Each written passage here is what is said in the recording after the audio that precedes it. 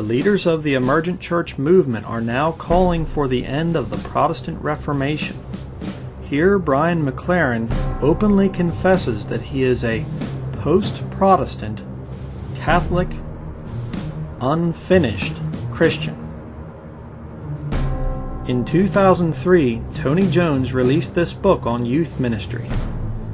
He openly recommends many Roman Catholic practices, the most shocking of all being an entire chapter on Ignatius Loyola and the Jesuits. On page 233, he recommends the occult New Age practice of walking a labyrinth. He then goes on to boldly recommend the spiritual exercises of Ignatius Loyola. These mind control techniques have been used by Jesuits for hundreds of years. On page 103, Tony Jones suggests forming a 30-day Ignatian summer camp. It is also interesting to note that both McLaren and Jones have their books published by Zondervan, which is owned by Rupert Murdoch, as we discussed earlier. Please notice the interesting symbol on this emerging church website. Does it look familiar? Clicking on this link will take you to their bookstore where you can buy a book about the Roman Catholic Mass, or perhaps a book on Catholic evangelism. Another spokesman for the emerging church is a woman named Phyllis Tickle. On pages 46 through 47 of her book, she writes, "Now, some 500 years later, even many of the most die-hard Protestants among us have grown suspicious of Scripture and Scripture only. We question what the words mean, literally, metaphorically, actually. We even question which words do and do not belong in Scripture and the purity of the editorial line of descent of those that do. We begin to refer to Luther's principle of sola scriptura, scriptura sola, as having been little more than the creation of a paper pope in place of a flesh and blood one.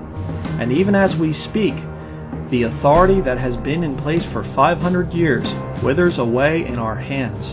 Where now is the authority circles overhead like a dark angel goading us toward this establishment. Where indeed?" On page 58, she discusses the Counter-Reformation and claims that the 5 Councils of Trent were godly assemblies of churchmen trying to purify both doctrine and practice.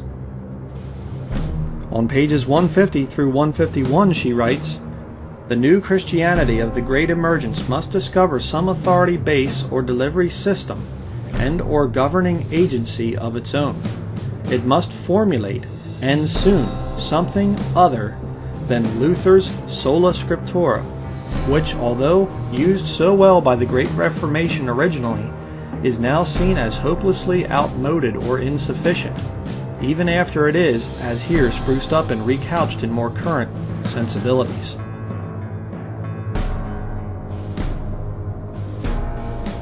Now that the King James Bible has been removed from the hands of the majority of professing Christians, Satan's false prophets are able to deceive them into thinking that the Roman Catholic Church is no longer the enemy of Bible-believing Christianity.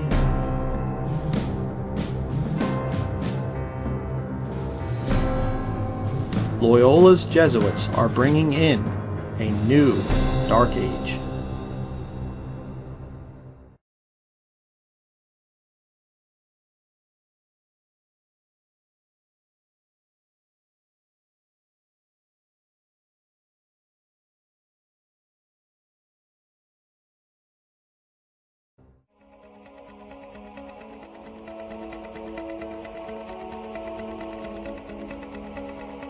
For 500 years, the basis of authority has been sola scriptura, scriptura sola, and it's not anymore.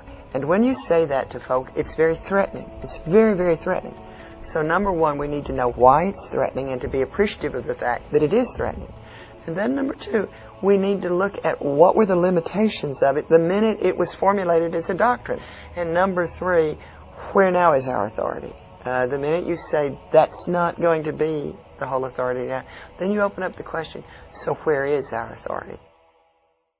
There is always one overarching question. That question is, where is the authority? Because we don't know. We have lost our authority. You and I now live in a globalized society. Who's got the authority? One of the things that's happening in this great emergence is that the division between Roman Catholic believers and non-Roman Catholic believers is dwindling away as they enter into the emergence.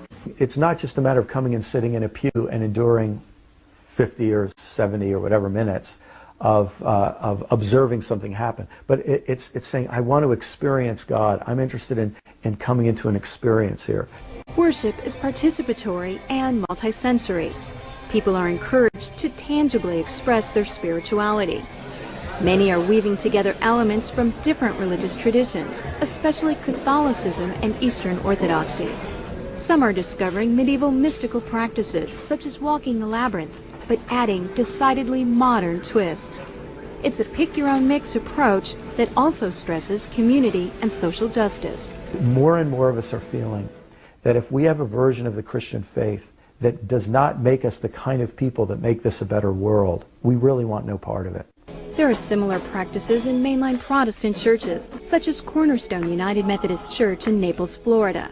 There, a blue jeans-wearing, electric guitar-playing minister leads a lively service that combines United Methodist tradition with high church liturgy and a Pentecostal flavor. I joke around in saying that I'm more of a Catholic-Costalite than I am a United Methodist, and I think that's because each of those traditions has added so much to my faith experience in my group. The Jesuits, who have so informed the educational life of this country, were started as part of the Counter-Reformation. It was the response of Catholicism to the Protestant push. In the same way, Protestantism today is going to respond, part of it, a part of this 30%, is going to respond to the pressure of the emergence. I said every period of upheaval, every time we do a 500-year rummage sale, we have a central question: where now is the authority?